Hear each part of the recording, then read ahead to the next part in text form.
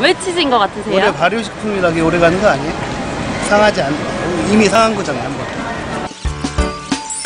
총 172명의 시민이 설문조사에 참여했는데요. 그 결과 냉동만두가 72표로 1위, 샌드위치는 한 표도 없었습니다. 과연 소비자들의 생각에 맞는 걸까요? 실험을 통해 속 시원하게 밝혀보겠습니다. 각각의 식품의 세균과 대장균 수를 측정해봤는데요. 유통기한에서 이틀이 지난 경우 모든 식품 섭취 가능. 7일 경과 후에도 샌드위치를 제외한 식품들은 먹을 수 있는 상태. 한국소비자원이 2009년부터 2011년까지 실험한 결과에 따르면 제품에 적힌 보관 요령을 준수했을 경우 식빵은 유통기한이 지난 후 20일까지 섭취가 가능하고 냉동만두는 25일, 그리고 우유는 50일이 지난 후에도 먹을 수 있었습니다. 마지막으로 치즈는 무려 70일이 지나도 상하지 않는다는 사실. 식품은 다양한 원료가 복합적으로 사용이 되는 만큼 그 변질 특성도 매우 다양하게, 품목별로 다양하게 나타납니다. 따라서 그런 변질 특성을 좀 더 정확하게 기한 표시를 통해서 소비자들에게 제공할 수 있었으면 하는 바람에서 이런 실험을 진행을 했습니다. 유통기한을 꼭 지켜야 하는 식품들도 있는데요. 똑똑한 소비자의 집에서도 이것만은 꼭 지키고 있었습니다. 잠깐만, 플리스. 너 이거 유통기한 확인해 봤어? 이거는 가열하지 않고 조리한 제품은 균이 살아있어 냉장 보관을 해도 균이 증가하기 때문에 유통기한 내 먹는 것이 안전합니다. 근데 김밥이나 샌드위치 같은 거는 이게 안에 내용물 보면은 왜 그냥 익히지 않은 것들이 많이 들어있잖아요. 그래서 이런 거는 신선하게 먹어야 돼서 유통기한을 꼼꼼하게 챙겨야 돼요. 특히 아이들은 잘 탈이 나니까요. 이렇게 변질되기 쉬운 식품들은 소비자가 안전하게 음식을 섭취할 수 있는 기간은 소비기한으로 표시해주고,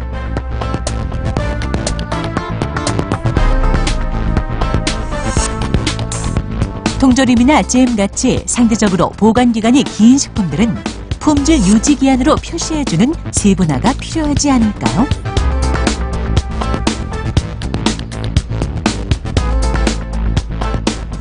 유통기한이 없는 제품들도 있습니다. 아이스크림, 설탕, 소금, 증류주 등은 수분 함량이 적거나 미생물이 번식할 수 없기 때문인데요. 가까운 이웃나라 일본에서는 유통기한 대신 맛이 최상으로 유지되는 상미기간을 표시하고 있고요.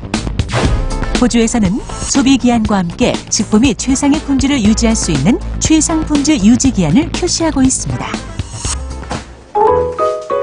소비자도 조금만 주의를 기울이면 보다 똑똑한 소비가 가능한데요. 냉장고에 들어있는 식품과 유통기한을 메모해두면 잊지 않고 먹을 수 있고 장을 보러 갈 때도 꼭 필요한 것만 구입할 수 있겠죠. 불필요한 소비를 줄이면 냉장고도 깨끗해지고 전기세도 줄어들고, 똑똑한 소비자가 알려주는 또 다른 정보. 여기 안에 내용물을 보시면 다 날짜가 틀리거든요. 오래 보관하실 수 있는 거예요. 포장지의 유통기한은 6월 23일. 하지만 내용물의 유통기한은 하나같이 더 긴데 대체 왜 유통기한이 짧아졌을까? 이유는 바로 삶은 달걀 때문. 제일 중요한 거는 달걀, 이런 신선 제품 먼저 드셔야 되고요.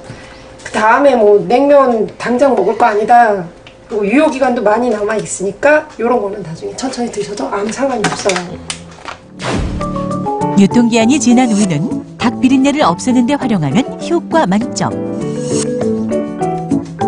물에 적신 녹차 티백을 전자레인지에 1분 정도 돌려주면 전자레인지 안에 냄새가 감쪽같이 사라진다네요. 유통기한이 지난 식빵은 훌륭한 냉장고 탈취제로 변신 가능합니다.